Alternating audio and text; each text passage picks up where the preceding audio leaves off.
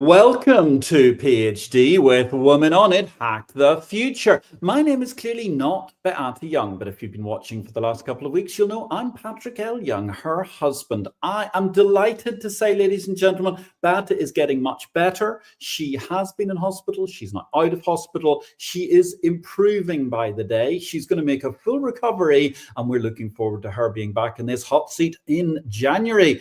If nothing else, because it means I can stop mansplaining to this wonderful community led by ladies. Today's positivity hack, PhD, will be delivered by our guest, Riki Turofsky. And the topic is a most engaging one for everybody out there who's living and breathing, a practical guide to overcoming loneliness at any age. Episode 165 of PhD starts here. Let me remind you, this is a grassroots community that focuses on women on IT, an inclusive forum of women in technology, startups, and female leaders who are supported by men as well. And I bring heart to that hustle because empathy is my mojo, and empathy is critical to practically providing a guide to overcoming loneliness at any age. Now, let's start with a few mentions of things that have been going on in the Woman on It community. And we start with Natasha Melly Dowdy. Her Excellency, Natasha Melly Dowdy, heartfelt congratulations to Her Excellency. Natasha was the woman who brought the OSCE conference to Malta recently. She has been chairing the OSCE Permanent Council, and she's the permanent representative of Malta to the OSCE, normally based in Vienna. Every year they go to one of their member nations. For the first time in its history, the OSCE conference went to the Republic of Malta, that small but beautifully formed island in the middle of the Mediterranean, gathering the foreign ministers and senior officials from the OSCE's 57 participating states and 11 partners for cooperation during the course of December the 5th and 6th. Congratulations to you, Your Excellency. Over to Giovanna Galeno Malaga. She's a former PhD guest. Hooray, Giovanna, for being one of the speakers at the DevFest Catania, organized by CDG Catania. Congratulations on this achievement and for continuing to inspire and empower others. Good luck, and also congratulations to Shiraz Chabani for being one of the speakers for the upcoming DevFest Monastery 2024, organized by GDG Monastery on December the 14th. We're going to be very excited to hear what happens in your talk and learn more about your input into cloud computing. From the cloud, let's return to our topic for today, a practical guide to overcoming loneliness at any age. Our guest is the simply sensational Riki Turofsky, a woman of many multiple achievements in media. Originally, she was a professional singer. She continues to grace many's a stage over the course of the world to this day. Riki, where in the world are you today? Well, right now, I'm in Florida, which sounds very exciting, and people think that it's beaches. But in fact, we're in a rural community in central Florida, and I think it's just starting to rain. We might hear some thunder. So we come to this wonderful little community every winter to escape winter in Toronto, which is where I'm born and where I've been brought up and where I've lived for a long time. So we're very fortunate that we come down here and spend 6 months in the United States in a wonderful little community. How fabulous altogether. And certainly Florida during these months is absolutely marvelous. It's a joy to be there, isn't it? So tell me, Riki, give us a little bit of your own background, because I think the flavor of your life has been simply sensational. Well, it hasn't been boring. I grew up in Toronto, and I had some very tragic things happen to me. I lost my father at an early age, and then my mother got very depressed, and she eventually killed herself. I moved in with foster parents who were absolutely wonderful and introduced me. I'd had music when I was a little girl. I sang, my mother played the piano, but that all faded away during her depressed years. And when I moved in with my foster parents, they insisted that I bring my piano with me from my mother's home that was being sold. And they were musical. And their son-in-law was a music teacher. So he encouraged me to sing. And of course, that helped me recover from those tragedies that are heavy duty when you're a teenage girl. And discovered that I had a voice. I was very musical and good pitch, and was introduced to lots of music. Now, skipping right ahead, I had a boyfriend at the time who was a young doctor, and he asked me to marry him. I mean, I was 19, but it sounded so exciting. And he certainly wasn't interested in my music. So we moved to the Yukon Territory, Whitehorse specifically. And I did a little bit of singing, with the the Yukon Concert Association, different things like that. But it wasn't until we got divorced and I moved to Vancouver. Well, actually, before that, Canadian Opera Company had come on tour to Whitehorse in January of all times, which is a ridiculous time to go to the north. But at any rate, I heard them and I thought, boy, I bet I could do that. And when I went to Vancouver, there was an opera training program and I auditioned for it. I learned a couple of arias from a record.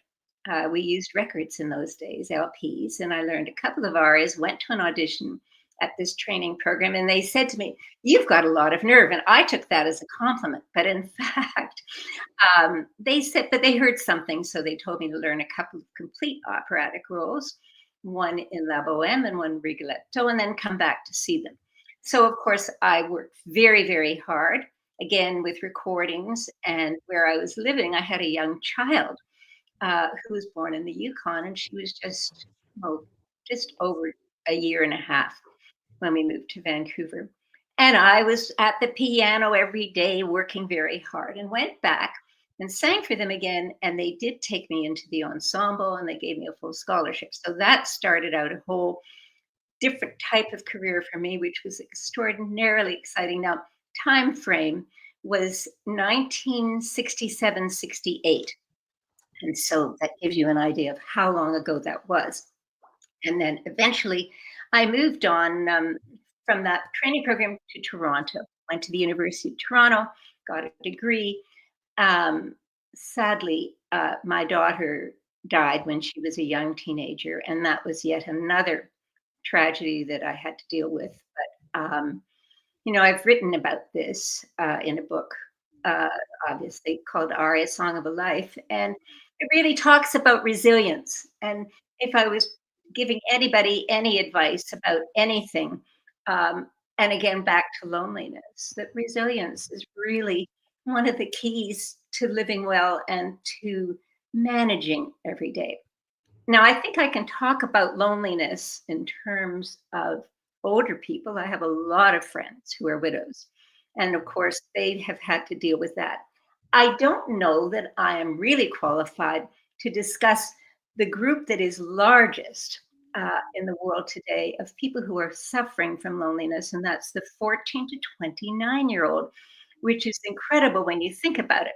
But in fact, maybe not so incredible because nowadays kids spend so much time on social media, they spend time on their phones. And I think that has caused a really lonely condition, although they might be communicating with other people, they're alone. When I was young, uh, we didn't even have a television set, which tells you how long ago that was. I've just turned 80, and no television. And movies, yes. The subway was just built in Toronto. We had, I saw Elvis Presley, but that's another story. But when we were young, we were out and about. We weren't sitting in our rooms with our computers because we didn't have them. And I saw the development of the computers. In fact, when I got married, a birthday gift arrived, and I was very disappointed because it was very unromantic, but it was my first computer. It was an Apple, and it was one of those computers that was turquoise. And that was it became an exciting moment, but at the beginning it was rather disappointing.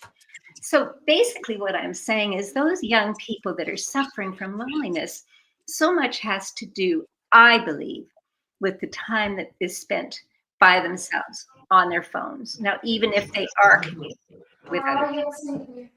So it's very interesting. I mean, you talk about that, the loneliness epidemic that we're seeing in the younger generation today. And you mentioned the spending their time on their phones and so on and what makes them lonely. Isn't it interesting how we've lost so many social skills so rapidly in the course of one generation? Because certainly I'm an only child, so I was born without a huge social set, but yet we would meet people so often, communicate with people so naturally. And I think, particularly in Canada, even in a big city like Toronto, there is a huge ethos of people communicating much more so than in, say, another big city name like New York or something, which is incredibly anonymous. It is curious how we've changed our social interactions so swiftly, thanks to this computer technology, which, let's face it, allows us to chat from Poland to Florida today. That's correct. But when we were young people, at the age of a lot of these kids who are really discovering loneliness, we didn't have that. So we had to make our own fun. And I can remember going home after school and always with others, walking with them. We walked home. We often didn't even go home right away. We'd go to some cafe and have French fries and Coke or something like that and talk. Our friendships were really important. Our phone calls were really important. And we didn't have our own phone, so you had to use a family phone. It's just such a different life now. And although I think a lot of these kids feel attached, I don't know that they are. I often ask the parents of my grandchildren, um, do they have any friends? And are they online or are they real friends? I mean, are they friends in real life?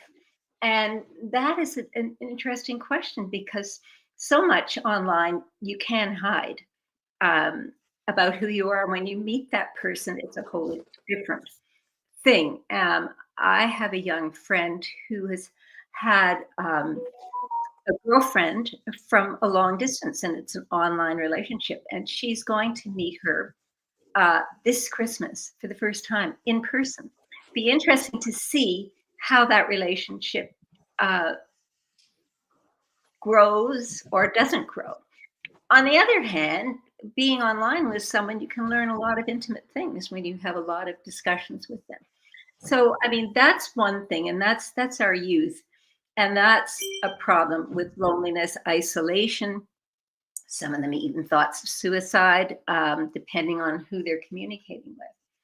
The older population, that's another story, because even if you're alone and you're not a widow, and I can remember when I moved back to Vancouver from Toronto after my daughter died, and I spent a lot of time filling up my calendar with things to do and with dates with people and lunches. And it didn't matter. I always told my girlfriends, go out with anyone. Doesn't matter. Man, woman, doesn't matter. Just go out, be out, do something, socialize. And as you know, in the United Kingdom, they have a minister of loneliness. Uh, I have read a little bit about that and what they do, but I think back to the days when I was singing in Amsterdam with the Amsterdam Opera and was out in the countryside. They had wonderful communities for their older population, people over 55 even. They lived in communities like little towns, even though they might have been an assisted living situation. They had people. They had to socialize. That is the most important thing that we hear about, and what makes people lonely is that they don't have any communication. So suggestions, I always remember my foster mother would say to me, there's always somebody worse off than you are. And at that point, you should do something. Do something for them because you will feel better. And she was right. And even at a very young age, I got into volunteering. I think volunteering, when I talk to widows and friends, volunteer, go work at the local food bank, go to a school, go to a library. There are so many things you can do that aren't paid positions, but that you can bring your knowledge to. And by doing that, you're meeting other people. You work at a food bank, you meet a lot of other people.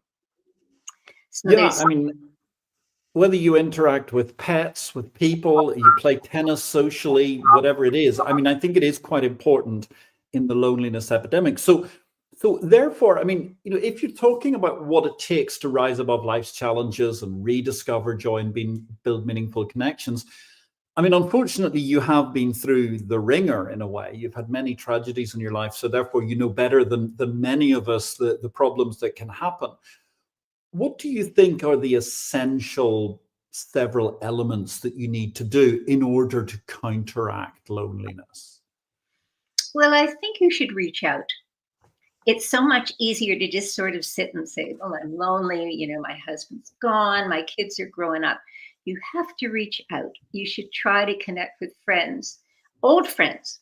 They'd love to hear from you. And that's, of course, where you use the media, you send emails. I think you have to connect. And then, as I said, volunteering is important. Go to concerts. Take yourself, go by yourself. You can go by yourself to an opera concert. Um, just get out. Now, the sad thing about life today in a lot of American cities and Canadian ones too, is that where you live is isolated from coffee houses, restaurants, shopping, bookstores, because it's a driving community. People are Yeah. driving more. Well, it depends on where you live. It's wonderful. Where I live in Toronto, you can walk from my house down to the main street, and there will be people there who they must be meeting every week for a coffee. And people sit in a Starbucks or wherever, and they start to talk to other people. People will come up, and if they see that you're a regular, so I think you have to reach out. You were talking about furry creatures, and I was saying to you earlier, I hope my dog doesn't bark while we're doing this. But before I had a dog, I had a cat. And the cat was a fabulous comfort to me, particularly after my daughter died. It was her cat, and there was no way I was giving this cat up. She lived to be over 21 years of age. But it was great to have another being in your place. And cats are easy. You put out a litter box and you can go away for a few days, and friends will feed your cat. I graduated from a cat to a dog, and of course, I'm now on my third dog. I love animals. I mean, a dog makes you get up, you have to feed them, you have to walk them, you have to water them. So you can't be just involved in your own self and what you're not doing. So animals, of course, are fabulous. I think if you can join anything. Now, I'm a golfer. I became a golfer way too late in life. But one thing I love about the golf is the camaraderie of the other women. It's really fun. I mean, your golf can be up and down, it can be anything, particularly frustrating. But the people that you're with, we just did a potluck. And, potlucks are a great thing. Churches, if people belong, go to a church, there are all kinds of support groups. I have a friend who's a widow, and she goes to a widow's lunch every month with a bunch of other ladies. I said, well, is that maudlin? She said, no, it's fine. We have a lot of fun. We laugh. We have a good time. So church or a synagogue, there are groups. There are things you can join. I'm not a quilter or a sewer, but there are women who are. And of course, they meet other people. And it's important to get exercise, even if you just walk. Even if you go and walk every single day with or without a dog, you're getting exercise. Yes, and I think, I mean, you're right. I mean, exercise is great, communion, companionship, but also a lot of studies are showing these days that the ways to ward off issues like Alzheimer's and so on is actually through these sorts of social interactions, particularly those that involve exercise and creating something that keeps your grey matter going, even if it's just going to a class at the local technical college. I'm very interested also what you said about walking, because we used to live in Valletta in Malta, which was fantastic because it's a 500-year-old old city and you can't drive in it. You have to walk everywhere. Now, the hills are quite challenging, but it was a great place because it's all full of cafes and very interesting places, and you can meet lots of people as you go by, which I think certainly contributed to why there were a great deal of very happy older people around Valletta than you might find in other places. So, I mean, One thing that strikes me is, Riki, you have fantastic karma. I mean, you are a karma magnet. You're just exuding wonderment here, and you're so well kind. I think is the word I have to do say. And I mean, do you think that's a big issue also in terms of warding off loneliness? I think I understood when you said kind. Is that what you said? Yes, kind. Kind is kind of my byword. I think one of the most important things we can be in life is kind. Kind to everyone. I mean, even when we want to criticize them, and even if we think about somebody who's alone. Again, my foster mother said, go and help someone. So maybe you're lonely, but maybe you knock on your neighbor's door or you send an email and say, let's do lunch or let's FaceTime.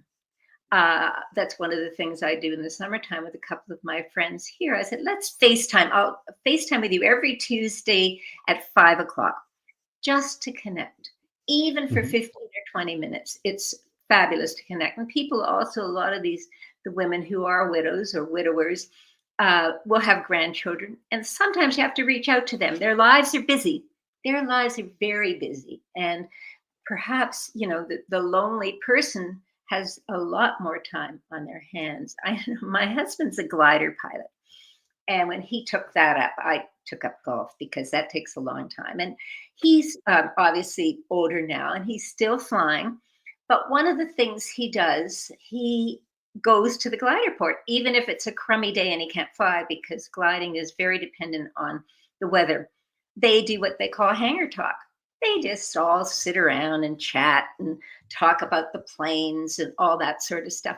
But this is great. This is getting you out because as a man or woman, whatever, you're in your house all the time, you're going to go a little batty. I mean, obviously, reading is important, but that can also, maybe you feel very lonely reading. So join a book club. There are book clubs everywhere, whether it's your local library and you find out what the book club is or online, or start one. uh, I have a friend who started a book club here. So we go, we're almost like her students in a class. It's not a true book club. She chooses the books and then she talks about them and we add our own points. But I think that, and yes, kindness, being thoughtful, doing things for other people will make you feel good. A lot of people want to go visit their friends in the hospital and sometimes that's just to feel good about themselves, going and caring and taking the time.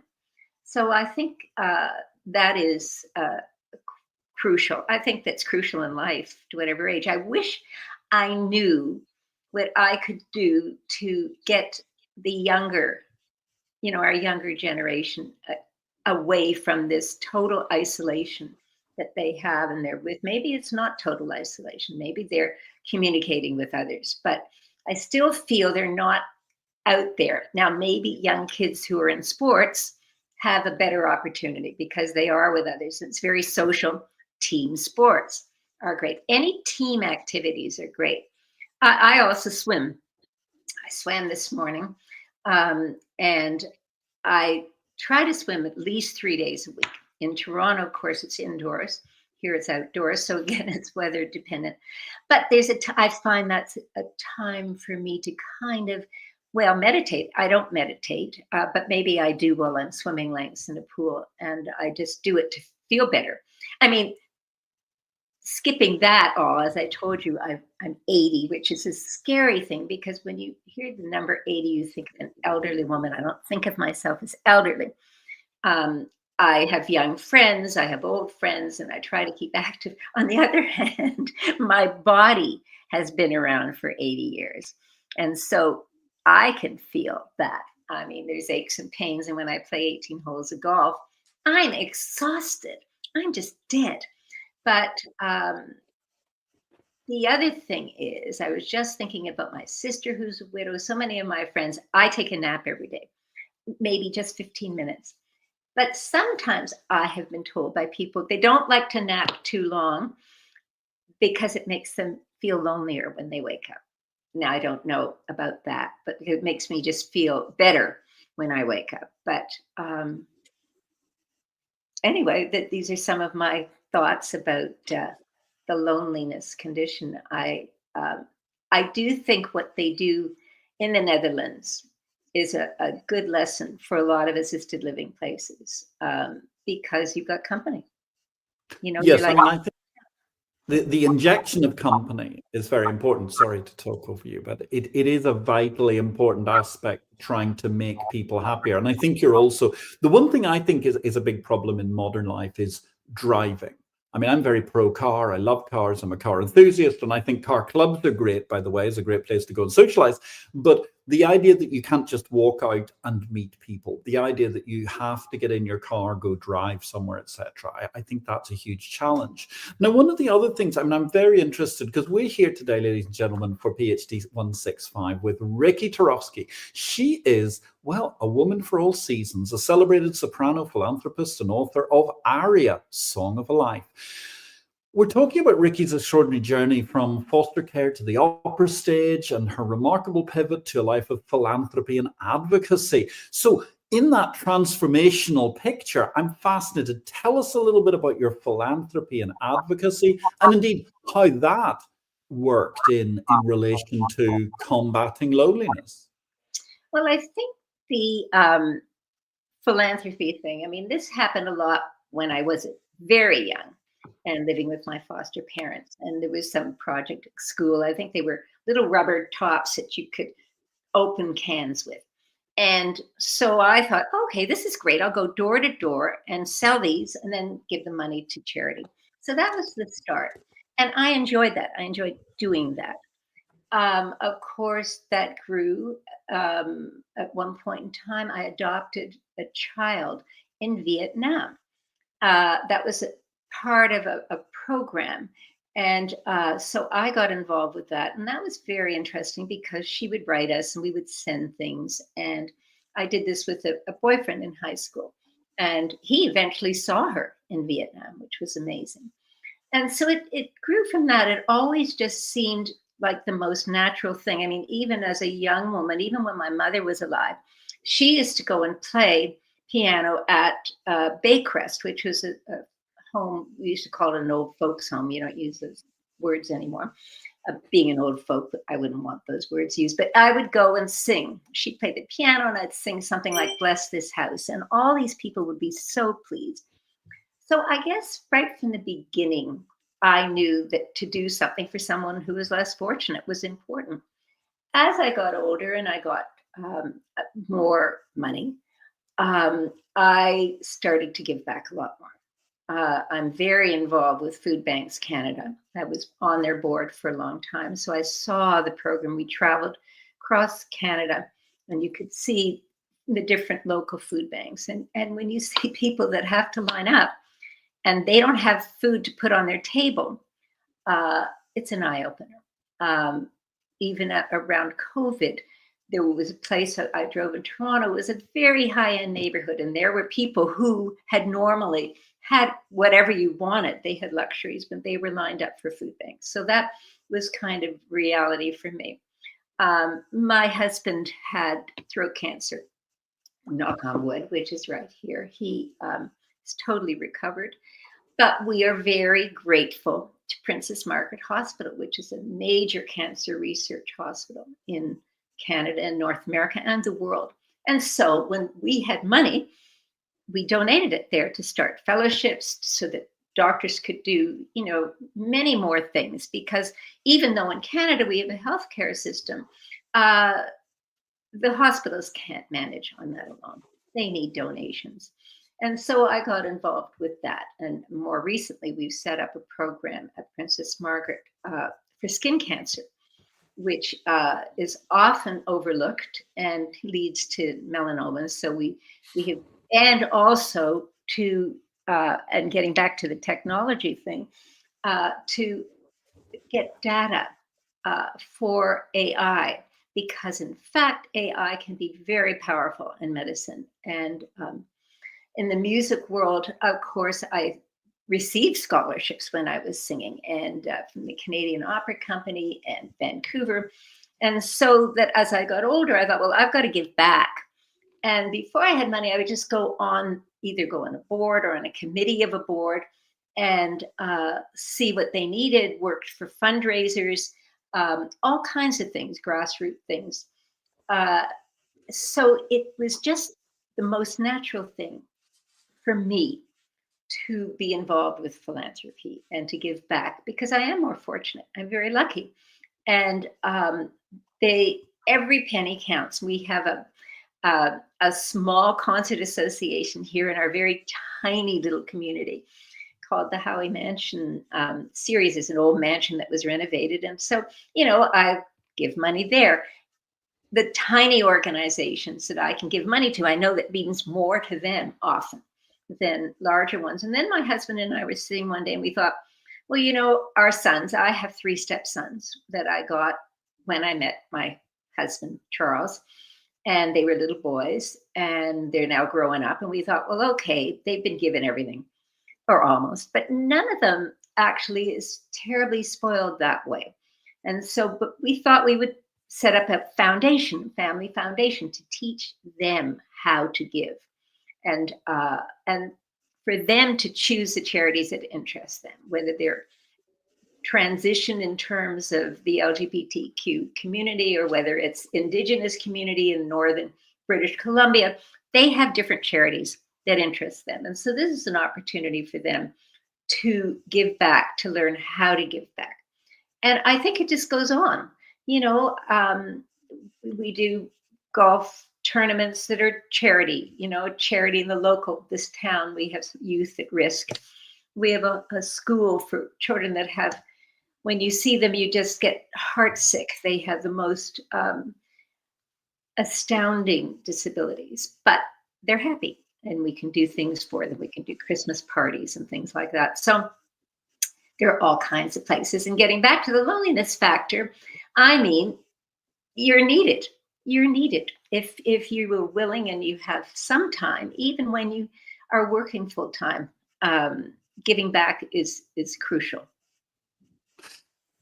How wonderful. How completely inspiring. It's a joy chatting today with you, Riki. We're talking to Riki Turofsky, a practical guide to overcoming loneliness at any age. I'm Patrick Young, standing in for Batty Young. Thank you to all those who've sent us a little love, by the way, because it really helps get this show up on the algorithms. The AI does react to love, ladies and gentlemen, and it will help more people see and know about this fabulous show. More importantly, enough of mansplaining. It's my time to go into the shadows, and I'm delighted to say we're now going to have 2 incredible women carrying on the conversation for the rest of the show. Enter stage left, my co-presenter, the head of technology in our business, Jamil Navarosa. And just in case you're having a challenge, ladies and gentlemen, Riki is the slightly more blonde lady. Take it away, Jamil. Thank you, Patrick. And I just wanted to say, hello, Riki. I just wanted to say a quote that is connected to our discussion today. The most terrible poverty is loneliness and the feeling of being unloved, said by Mother Teresa. While this quote holds true for everyone, it's particularly poignant for women. Remember, you are not alone. Finding your tribe, you can combat loneliness and thrive in your career. Hello, Ricky. I hope you're enjoying our discussion today. Hello, Jamil. How are you? I'm good, thank you. And what advice would you give to females to help their career or start an entrepreneurial journey? On their career. Well, I'd say stick to itiveness. Don't give up. Sometimes you run into big challenges and it is so easy to just give up. I think that you really have to have resilience, because not everybody's going to like you. Not everybody's going to like what you're doing. You just have to hang in there. I think you also have to have patience.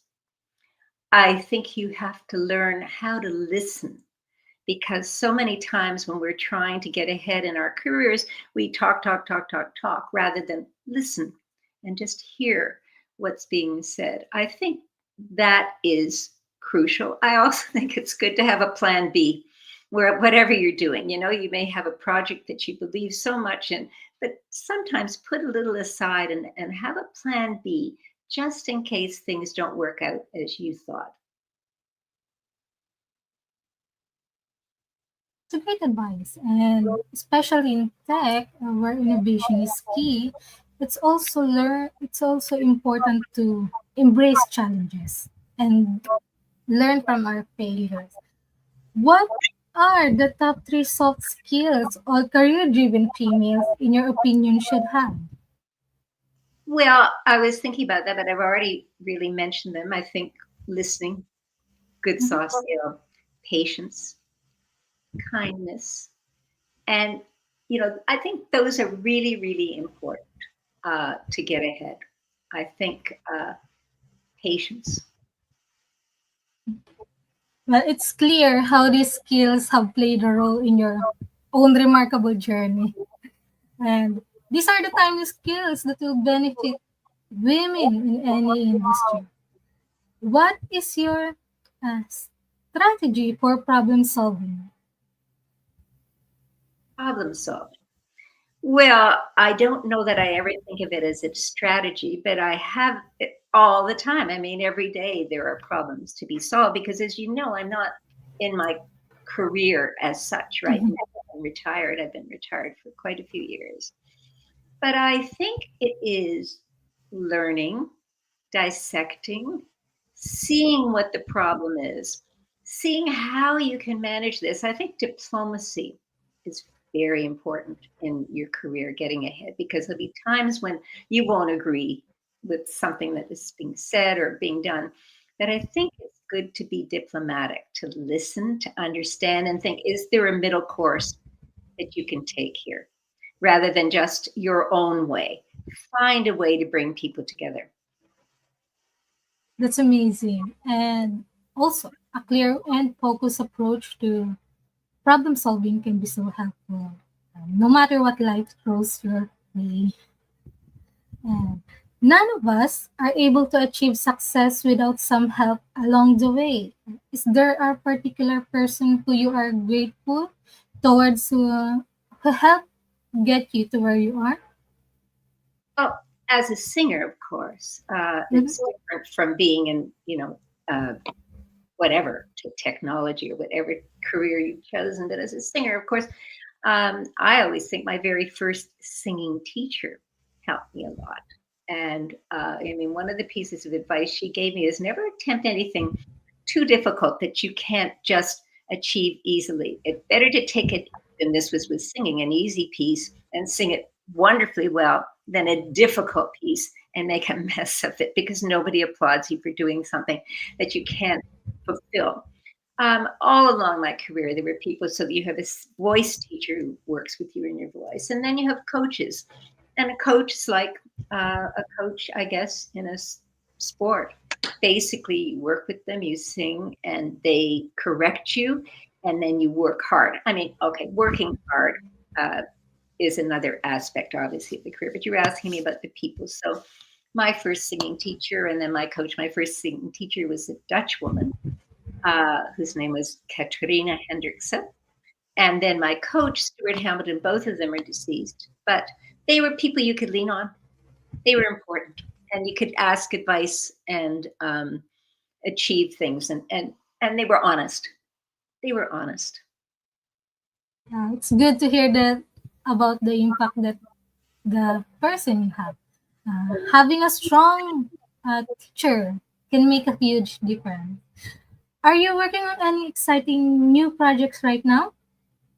So I guess again, I'm not uh, Ah, singing yes. per se. I'm not performing on stages, although I do run an opera club here in this town. And the opera club is based around the high definition performances from the Metropolitan Opera that happen every month or every couple of months. And I had take people to those operas, and they come first here, and I teach them about the opera. And I might even sing a few notes just to get things going. They may be notes from that opera or something by that composer. So those are exciting, and I work on those every month because even though I've done an opera, I have to review it, and I like to memorize what I'm going to say rather than, I mean, not word for word, but rather than read to them. I guess the most exciting project that I'm working on right now really is this one that I mentioned earlier, which is this clinic that is being set up at Princess Margaret Hospital for skin cancer. It's just exciting to be involved in something like that. I mean, we've done other philanthropic things, but that one is very exciting. And we are big supporters of the Stratford Festival in Ontario, and there's one particular director who I adore, and my husband adores, Donna Fior, who's brilliant. And so we've supported her musicals every year. So that's really fun. I mean, a lot of the things I'm doing now are more from the sidelines than from the performing, and I'm enjoying that very much. That sounds fantastic. Eleanor Roosevelt once said, "Women are like tea bags. We don't know our true strength until we are in hot water." In life, how are you in hot water, Ricky? How are you brewing? I don't think I quite understood what you just said. It's like what has been the biggest challenge you've overcome in your career journey, and what did you learn from it? The biggest challenge. Well, I'll tell you something. Uh, One of the biggest challenges was when I sang an operatic role that I adored. And I had been singing it all the time, but I had never done it on the stage. And I did it, and I took the advice of a director. It was a part of a young woman in Rigoletto, part of Gilda. And I took his advice because she's supposed to be 15. And so I sang it as if I were 15. Well, the reviews were pretty disastrous. And I wasn't singing really with my own voice. I was singing with the way that I thought would please him, right? Rather than what was correct. And that was one performance. And then I was interviewed by a few newspapers to say, well, what happened? And I said, this is what happened. So then I went back. So that was a challenge because you read things about yourself that you don't want to read. And I went back the next performance and I just did it.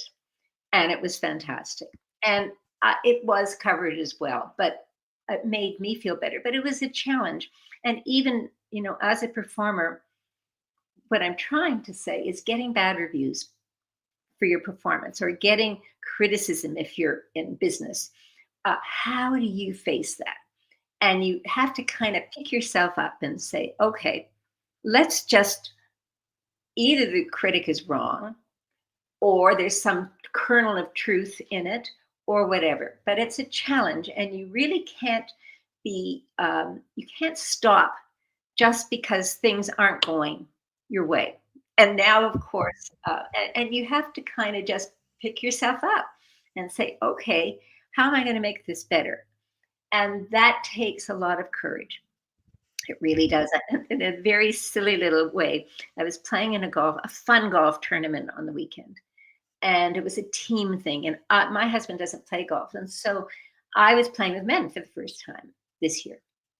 And I guess I was nervous. Didn't think I was nervous, but I was nervous. It was a team of 4 of us. Well, I started out and I was so awful. It was as if I had never hit a golf ball. And so I had 3 holes where I lost 3 balls. And then I said, this is ridiculous. Get it together, girl. Just get it together. And then the next hole, I was terrific. And through the rest of it, I was a hero. And I even had a couple of wonderful holes, but it was so easy because I was I guess I was nervous that and it's just a golf tournament. It doesn't matter in the scheme of things, but I did shake myself and say, okay, that's not good, but let's fix it. That's a beautiful perspective. So sounds like you, despite the challenges you faced, you found a way to not only survive but also thrive. What is the number one book you can sit and think, oh, I wish I read before I started my career? Well, the number one book is, of course, my book. Well, it is in a way. I wish that, it's about my life. And I wish that I had been able to have read this book before I continued on in my life, because I would have learned a lot, lots of mistakes, lots of things like that. I love, we're talking about other books. I really love The Covenant of Water. I think that's a brilliant novel if no one has read that. But I think that's one of the finest books I've read recently. That's a good choice, choosing your book. Let's imagine that you could meet anyone in the world for a private breakfast. Who would it be, and where would you choose to meet? Well, I love Yannick Nézet-Séguin, who is, well, I don't know him personally, but I love his performance, his brilliance, his style. He has so much joy. And he's the music director of the Metropolitan Opera in New York. And I would love to meet him. He's a Canadian. He has an orchestra in Quebec. I've never had the chance. I sort of write on his Facebook page from time to time. I would love to meet him. I'd love to have breakfast with him. Where would I like to have breakfast? Probably in New York. I wouldn't eat a thing. I'd just be listening to him, or even in Quebec, in Montreal. That might be even more realistic. But I admire him. He's very young. I saw a video of him recently. I guess it was online. He was 10 years old, and he was conducting Ravel's Bolero, and he was doing with so much panache. And he's in inches. He's a small man, but his stature is enormous. I think he's just one of the most brilliant artists today in the world.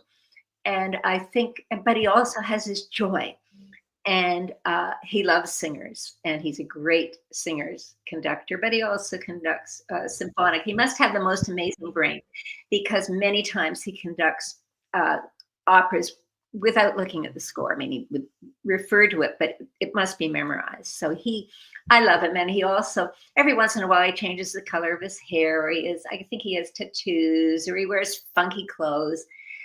He fascinates me. That sounds fascinating.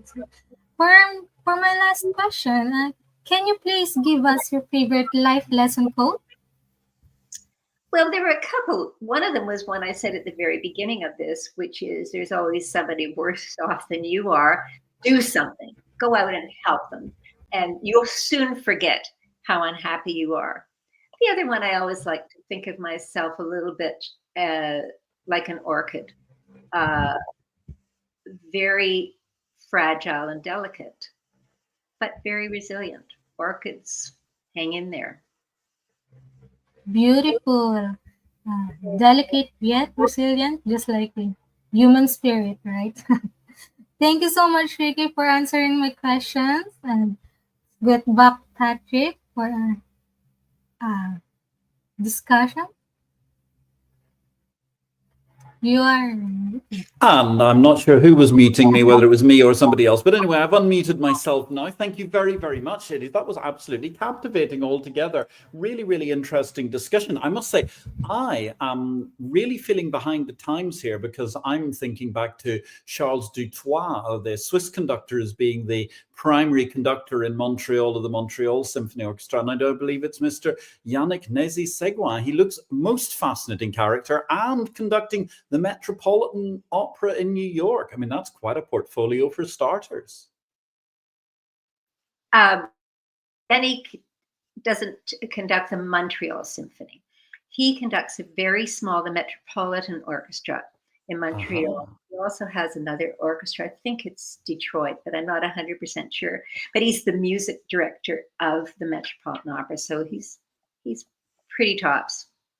Yeah, that's quite incredible. To be the music director at the Metropolitan Opera is one of the most competitive positions in the world of conducting. And good grief, those New York orchestras, the New York audience know their stuff very, very well.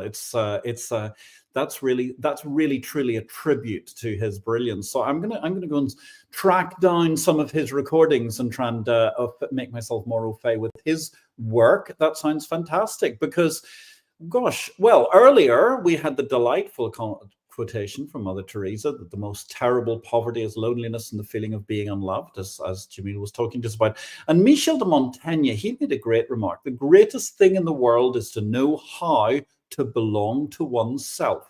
And I do have to say, personally, I think that's a kind of core to how to know yourself, to manage to make yourself less lonely and so on. Thank you to everybody who's given us some love today. We really, really appreciate it. This is our last live show of the year, but we're going to have one more recording coming up. I'll talk to you about that in just a moment. But first of all, I want to say, Riki Turofsky, thank you so much for sharing your insights and experiences with us today. Your work is transforming the world of so many people, and I think it's wonderful to hear you talking about the challenges of loneliness at all ages. And I have to say, I think you yourself managed to look, well, transformative through the ages with all of the things that you've achieved. It's quite incredible. We really, really feel inspired by what you've added to the community today. I'm so sorry Bata was not here to be able to talk to you. However, that's it from number 165 of the PhD live stream. Thanks to our guest, Riki Turofsky. To stay updated, don't forget, you can make sure you never miss a positivity hack delivered. Follow Women on It and turn on notifications to be alerted once a video has been released. This is the last live show of the year. Bata is going to be back next year live. Fortunately, we've got a last performance by Bata coming next week because she was able to record with Dr. Joan Ifland talking about feed your brain, boost your productivity. That is a beautiful recording, which is now going to be PhD number 166. And you can catch that next week, ladies and gentlemen. Same time, same place. So enjoy that. And after that, we will be back in the new year and look forward to bringing you lots more shows. And hopefully, all those shows are going to be brought to you by Beata. So, you've had enough of men talking, ladies and gentlemen. We don't need more mansplaining on PhD. Let me hand it back to Jamil for the last words. Thank you, Patrick, and thank you so much, our lovely audience. And for our production team today, Marian, Fernando, and Richel, thank you so much for joining us. As always, our positivity quote comes from positive thinking only and goes look for something positive in each day, even if some days you have to look a little harder. If you don't like something, change it. If you can't change it, change your attitude, as Maya Angelou says. Today is your day to hack the future, hack the positivity you want. Thank you.